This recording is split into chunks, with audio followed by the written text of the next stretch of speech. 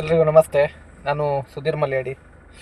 ನಮ್ಮ ಮಹೇಶ್ ಶೆಟ್ಟಿ ತಿಮ್ಮರೋಡಿ ಅವರನ್ನು ಗಡೀಪಾರು ಆದೇಶಗಳನ್ನು ಮಾಡಿಸಿ ಅವರನ್ನು ಹೋರಾಟದಿಂದ ಹಿಂದೆ ಸರಿಲಿ ಎನ್ನುವಂತಹ ಉದ್ದೇಶದಿಂದ ಸತತ ಗಡೀಪಾರು ಆದೇಶಗಳನ್ನು ಮಾಡ್ತಾಯಿದ್ದಾರೆ. ಇದರ ನಡುವೆ ಒಂದು ಯಕ್ಷಗಾನ ಪ್ರಸಂಗದಲ್ಲಿ ಬುರುಡೆ ಗ್ಯಾಂಗ್ ಎನ್ನುವಂತೆ ಅವಹೇಳನಕಾರಿಯಾಗಿ ಚಿತ್ರಿಸಿ ಒಂದು ಯಕ್ಷಗಾನ ಪ್ರಸಾರವಾಗಿತ್ತು.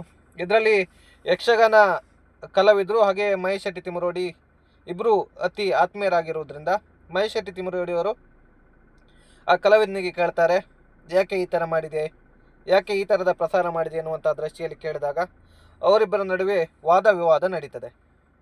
ಇದೇ ವಾದ ವಿವಾದವನ್ನು ಇಟ್ಟುಕೊಂಡು ಮಹೇಶ್ ಶೆಟ್ಟಿ ತಿಮ್ಮರೋಡಿಯ ಮೇಲೆ ಕೇಸುಗಳನ್ನು ಹಾಕ್ತಾರೆ.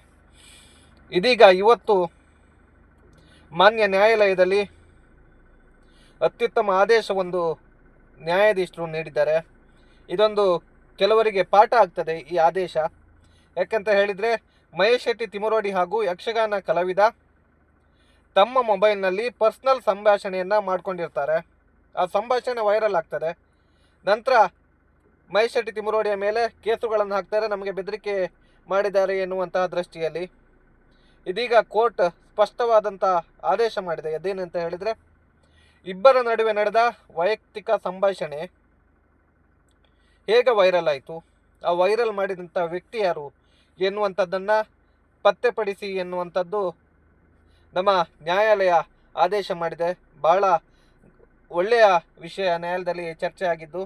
ಹಾಗೆ ಮಹೇಶ್ ಶೆಟ್ಟಿ ತಿಮ್ಮರೋಡಿ ಅವರು ಪೊಲೀಸ್ ಅಧಿಕಾರಿಗಳ ಮುಂದೆ ಹಾಜರಾಗಲಿಲ್ಲ ಎನ್ನುವಂತೆ ಎದುರಾಳಿ ಲಾಯರ್ಗಳು ಕೇಳಿದಾಗ ನಮ್ಮ ನ್ಯಾಯಾಧೀಶರು ಹೇಳ್ತಾರೆ, ಯಾಕೆ ಹಾಜರಾಗಿಲ್ಲ ಅಂತ.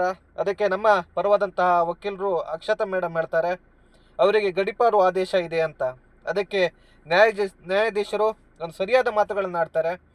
ಗಡೀಪಾರು ಆದೇಶ ಇರುವಂತಹ ವ್ಯಕ್ತಿ ಹೇಗೆ ಬಂದು ಹಾಜರಾಗಲಿಕ್ಕಾಗ್ತದೆ, ನಿಮ್ಮ ಗಡೀಪಾರು ಆದೇಶ ಇನ್ನೂ ಸ್ಟೇ ಆಗಿಲ್ವ ಅಂತ ಕೇಳಿದಾಗ ಸ್ಟೇ ಆಗಿಲ್ಲ ಎನ್ನುವಂಥ ಮಾತುಗಳನ್ನು ಮಹೇಶ್ ಶೆಟ್ಟಿ ತಿಮ್ಮರೋಡಿ ಅವರ ಪರ ವಕೀಲರು ಹೇಳ್ತಾರೆ.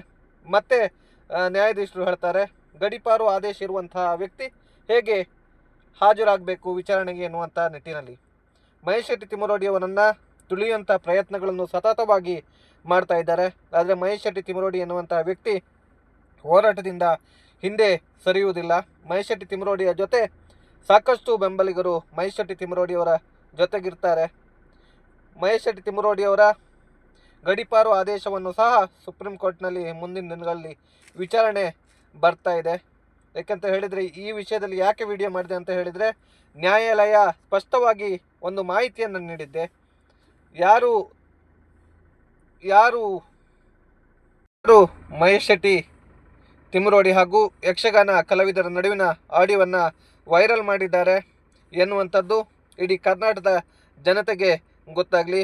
ಧನ್ಯವಾದಗಳು. ಜಸ್ಟಿಸ್ ಫಾರ್ ಸೌಜನ್ಯ ನ್ಯಾಯದ ಜೊತೆ ಹಾಗೂ ಮಹೇಶ್ ಅಣ್ಣನ ಜೊತೆ ಸದಾ ಕರ್ನಾಟಕ ಜನ ಇರ್ತಾರೆ.